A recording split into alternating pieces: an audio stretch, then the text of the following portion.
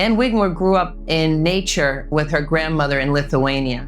Her parents immigrated to Boston and she stayed because she was known as kind of a sickly child. They left her there. They didn't know if she'd make it. And so grandma stayed with her. But grandma was kind of the town healer, I would say, like a natural medicine woman in Lithuania. So we must be talking about the 20s and 30s, very, very long time ago. She helped soldiers after the war who were coming back with all sorts of ailments, holes in them and everything, and would use poultices. Wigmore learns the power of chlorophyll and the power of nature and the power of resting in sun and wind and nature. That was very deep in her, and her future made her have to go back to it. She ended up going to the States eventually. Her grandma said, go be with your family. I think she was somewhere between 12 and 16. And she embraced the American diet in those years, which was becoming quite crazy, and fast food was starting and lots of flour products. Her parents owned a bakery, Lithuanian. So she ate probably the most improper way she ever ate and was living in Boston in the city. So there was no more barefoot young girl with nature all around her and animal. She felt quite out of balance, let's say, and her life continued that way. And she had ailments throughout her life. If you read a book called Why Suffer, it's an amazing book about her life.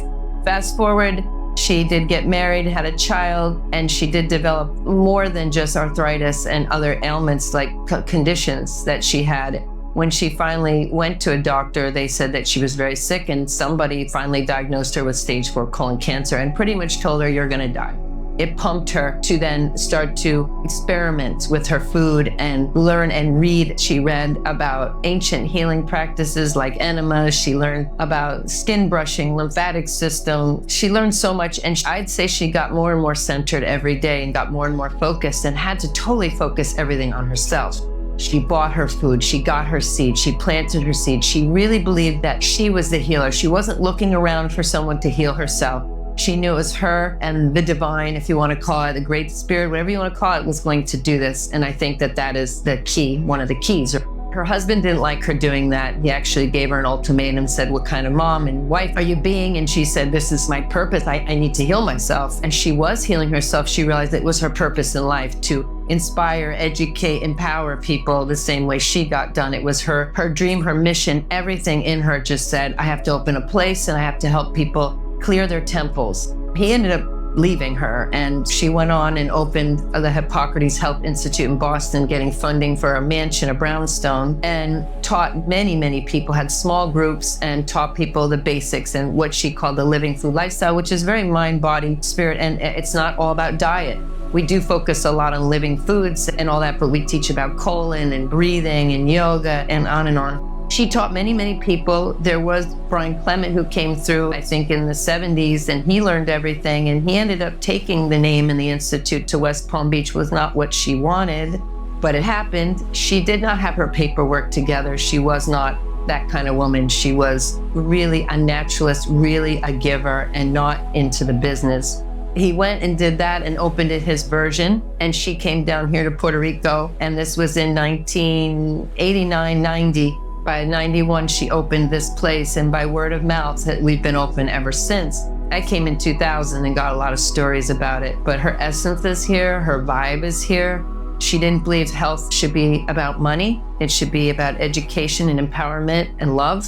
That's our mission here. And between her and Lalita and Leola, who were the two ladies who were here when she died, who were her best students ever, that she trusted and knew. She even told them the week before she passed, she said, I know I can die because I know that the Institute's mission will continue with the two of you.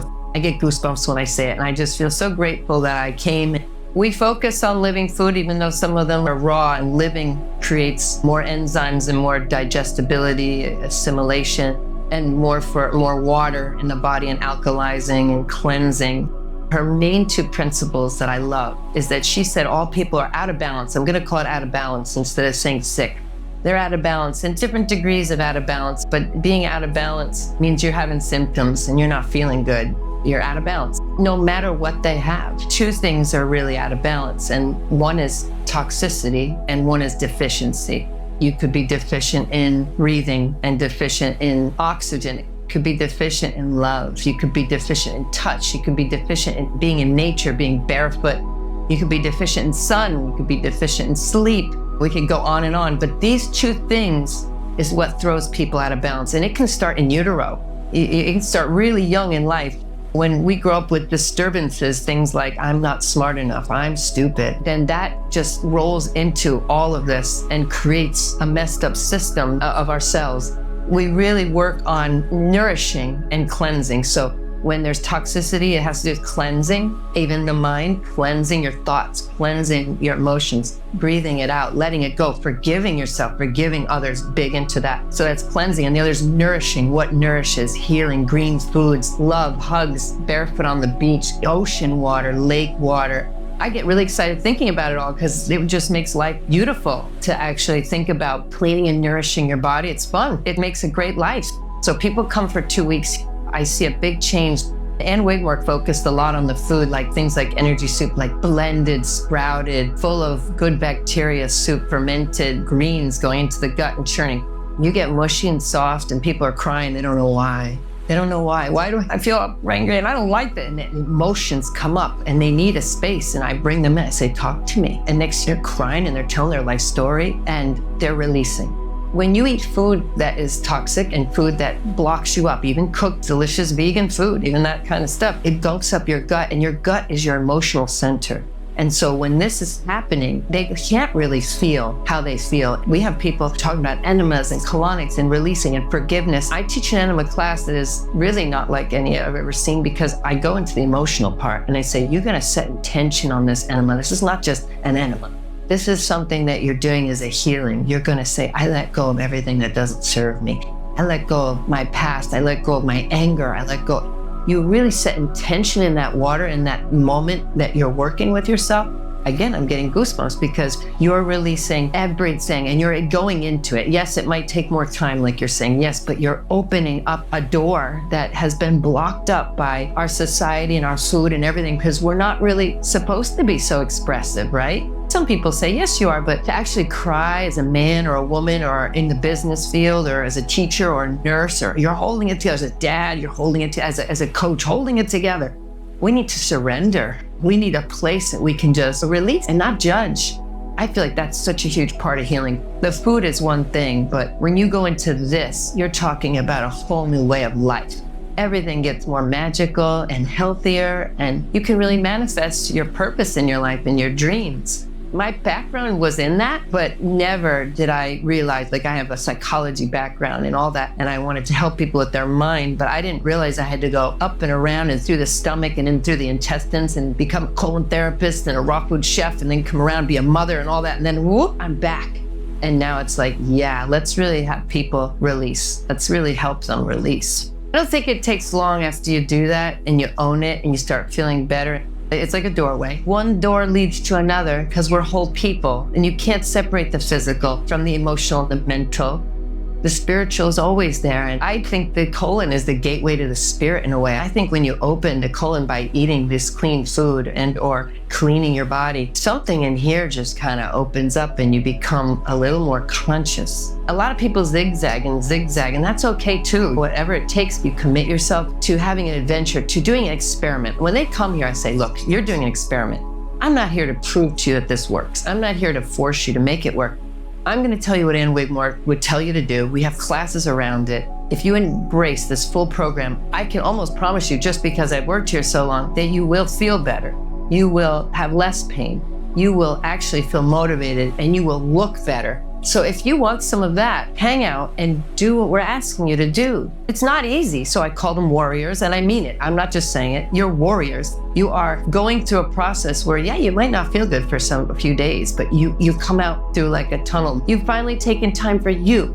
You finally follow your gut and your feelings, and you can be proud of you because it's you that does it. And that is the key to healing too. It really is a healthy selfish, I call it. And this is where a lot of people who are out of balance, they're giving so much away, so much to everyone, to their job, to their family, to their wife, to their husband, to their kids. They're not even in line to put into themselves. So here we teach them, you first, take life and do it for you. If every day I'm thinking many times a day, I'm not smart enough, I'm not enough. This is food, and this we're digesting is going to cause acidity, it's going to cause blockages, it's going to cause stress, and the immune system is not going to work as well as if I think, I am enough, I am smart, I am capable. These are the things we have to start really looking at. That and the food for sure. Wigmore wrote a great book called Be Your Own Doctor, and she said everyone has an innate healer inside themselves. They get blocked and covered and full of all those toxins. We teach people how to make probiotic drinks by using cabbage and fermenting it. It's called Rejuvelac, and how to make your own sauerkraut with no salt. You can even add turmeric and ginger, broccoli, and ferment vegetables that are very hard to digest, and you can't really eat them raw. You can eat them raw, but they aren't very digestible and create a lot of gas, which blocks the digestive tract. So we talk about fermenting these vegetables and eating like 15% a day of fermented vegetables, cabbage, broccoli, cauliflower, carrot, and it's delicious, and it fires up the gut, and it gets digestibility back and raises the digestibility and the nutrition of the vegetable. So cabbage is very nourishing and nutritious, but when you ferment it, the minerals, vitamins, everything, the enzymes go up. So we are teaching people that. We're teaching people to, again, sprout salad sprouts, oily seeds, planting even grains like buckwheat, and making your own buckwheat granola. We have some fun things. Our first week is kind of intense and basics and more cleansing. And the second week, which we're heading into this week, we're gonna learn how to make a pate, how to make a bagel raw. And it's just a lot of fun stuff too. It's not about depriving yourself. It's about giving to yourself. It's about nourishing. But we do believe in energy soup. We teach energy soup. The basics of energy soup, it's a sprout soup, and the majority of what's in it, which is probably about like 80% of what's in it, is microgreens, and also some greens from our garden, leafy greens, baby greens. Sunflower is the main thing in it. Sunflower sprouts that are 1 week old have the most nutritious value because they're just about to shoot up and grow bigger and stronger, and you get them right then. You're getting a lot of protein and power in them. Kind of like quantum physics with you're eating energy. You're eating energy. Now, sometimes the soup, you eat it, but people are like, I just feel so tired. How is this energy soup? But it's cleaning the body, and it's nourishing the body, and it's working. And so people feel tired. But when it's the second week where you've been on it like me forever, you eat that soup and it's like you have the most energy ever because you're eating so much chlorophyll-rich, enzymatic, mineral-rich food, and it's easy to digest. The salad, you gotta chew a lot, and even if you chew a lot, people don't chew it well enough, and a lot of pieces go down there. And I've never thought I'd say this, but salad is actually hard to digest because you have to be able to grind things up really well for your chemistry of digestion to take place. If you have a piece of lettuce, the chemicals really can't break it down unless it's completely like a smoothie. That's why Ann Wigmore was very big into blending and juicing to heal the gut. That doesn't mean that's all we eat. Wouldn't tell someone now never eat something solid.